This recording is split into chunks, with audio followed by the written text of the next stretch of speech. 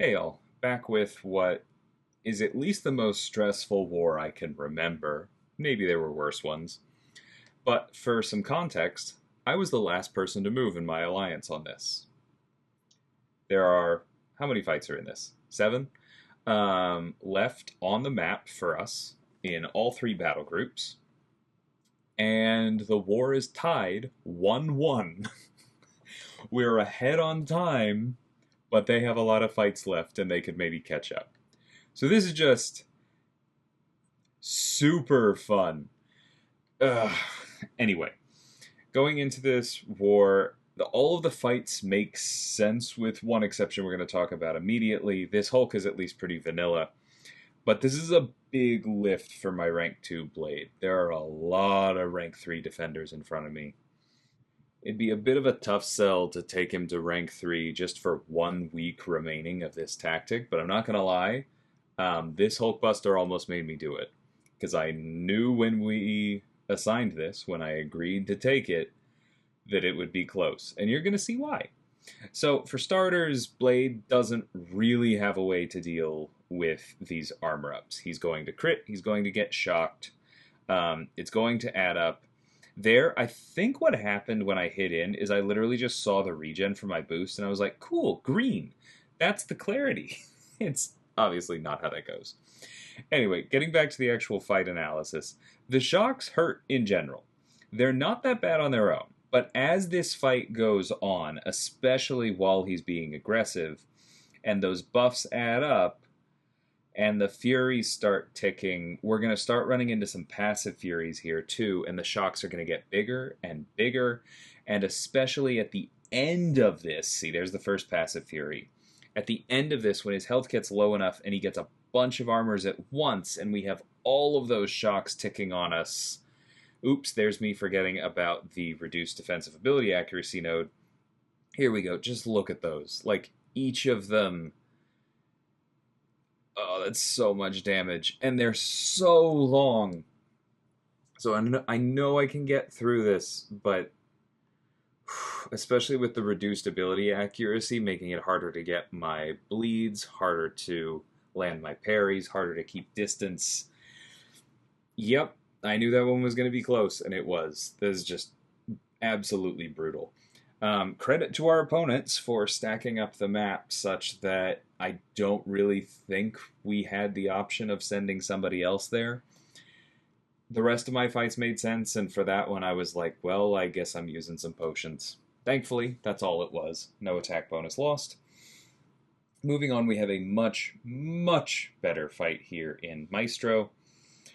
We do have the full trinity, so we are going to get danger sense against him as a villain, and it's going to be stronger. This is going to be, I think, the simplest fight that I have on the entire map, because no matter how dangerous Maestro is, he doesn't mess with ability accuracy when he's hitting you.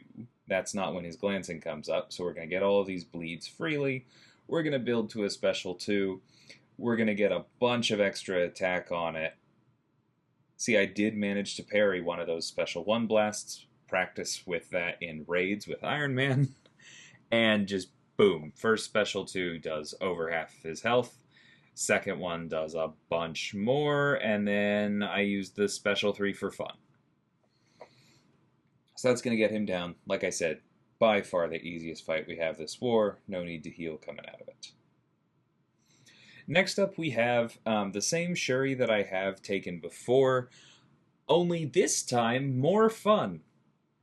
So as I said last time, most of the time you can approach this fight basically just assuming she won't get to 10 regens. You're going to get it down in time. You're going to land enough crits to get enough power. You're going to land enough bleeds. She's not going to hit into your block and then, dash back. There's going to be at least some medium lights and not all medium heavies. So it won't take quite as long to get power as I do here.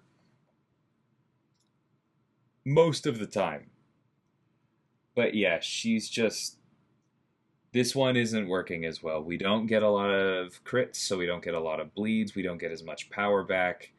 There's the untouchable. We're already against the back wall because she threw so many heavies on our way to 2 bars. That's definitely unfortunate. You can see she is at 5 regen triggers here. I shouldn't have dexed out of that one. I'm not really sure why I did, because then I didn't go in and punish. Not ideal.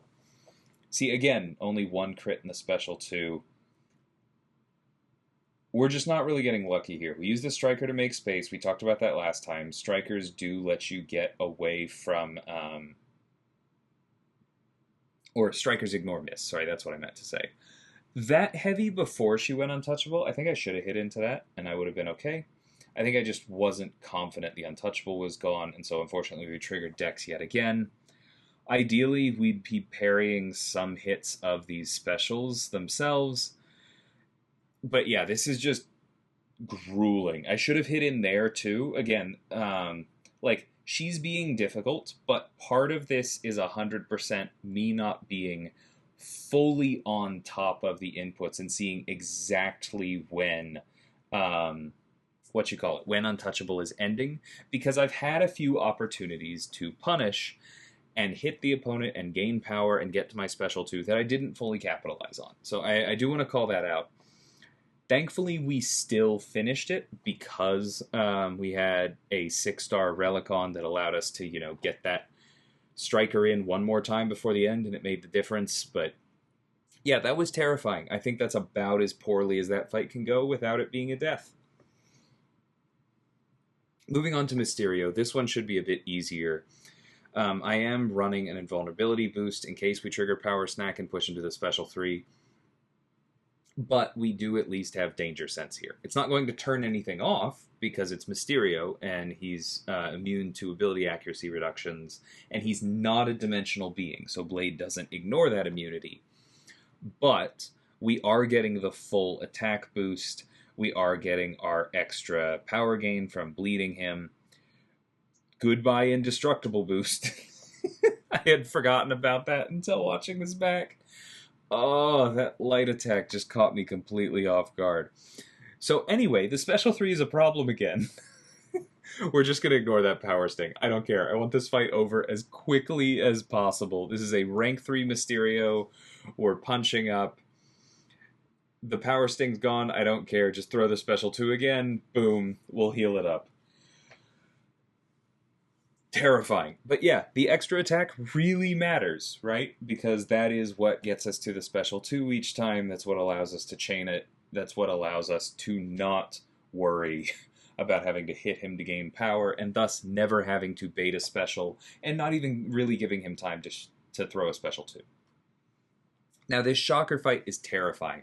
We had another option for this. It was better in some ways, worse in others. I agreed to take it, and I don't know. On some level, instant regret as soon as I get in here. You can see that I did prep for it properly. I did practice the heavy counter. For the most part. I don't know what the heck that was. But I did practice the heavy counter, and it did allow us to ramp at the beginning there. I have no idea what that was. I think I got a little bit worried about the roots. I shouldn't have. I should have just waited, allowed him to throw at the heavy, even up close. Then we could have special 2'd. Sorry, special 2'd, not specialed 2. And then we would have been completely okay. Instead, I went for a parry, forgetting who my opponent was. He, of course, shrugged the stun more quickly, and so we threw the special 2 into block. And suddenly, what was a good fight that I prepped for, that is definitely completely fair while you're running the full Trinity, became much, much sketchier. And at this point, I just go full send, right? Because I don't want to deal with that special 2. On average, I will stop enough of the bubble shield procs that I would be able to block it. And then even if he hits me, I probably, I have a decent chance at stopping the stun. Maybe I don't die. Not going to risk it. I knew that we had enough attack if we just got to the special 2 there, which was easier because of Power Focus 2 on his side, allowing us to hit him more. We were good. And then finally, I'm allowed to breathe, because this is a brand new character, right? We haven't seen very many leaders yet. He is tactic. I do take the risk of hitting into him there because we have danger sense, mess up a special or a heavy evade there. But once we get to that first special 2, I just was not worried. Like, sure, the door might open. We're maybe going to have some debuffs on us. Thus far, we've avoided anything other than the first medium and specials, so none of those yet. But he also isn't dead, right? So we're taking our time. We're trusting power backs. We're trusting the fact that this is Trinity Blade. He's going to do enough damage. I'm just exhaling here. Glad I didn't die to Shocker, because that was terrifying. And there, that exhale becomes full-on relief, and I go, okay, I didn't die. We're still ahead on time. We have a really good chance to win this war. We did ultimately end up winning this. Like I said, we were ahead on time. Somebody was doing the math with every one of their fights for the rest of the war, seeing them losing ground, so we were getting more and more confident as it went. They did eventually get to the point where they took more time than us. Obviously, they can't score negative deaths or negative time, so at that point we rejoiced. They did end up giving one more, but despite the fact that we ended with it being a 1-2 war where we were ahead on time, when I took these fights, it was a 1-1 war where maybe the opponent catches us, right? And that Hulkbuster was so terrifying. Mysterio and Shocker were spooky. I wasn't scared of Shuri, honestly. I'd taken it before, but I was scared during it. Oof. Anyway, for the purposes of this video, I'm actually very glad that I've pulled Blade a few extra times, because I generally don't think his SIG is super important. It's useless in battlegrounds, right? It's normally not important in war, but I gotta tell you, the times where I was blocking, gaining health from it, and losing less power than I would have if he were lower SIG, that was nice. That was really nice. Blade's still good, y'all. Even in 2024. Hope you enjoyed this war video. I think one more, and then I'm actually caught up, and we'll see how the last bit of the season goes. We have lost a couple on the way, but still doing pretty well. Still very happy with the season. I believe Masters is locked now. Top 10, not quite, but we'll see how things shake out. Until next time, thank you so much for watching, and take care.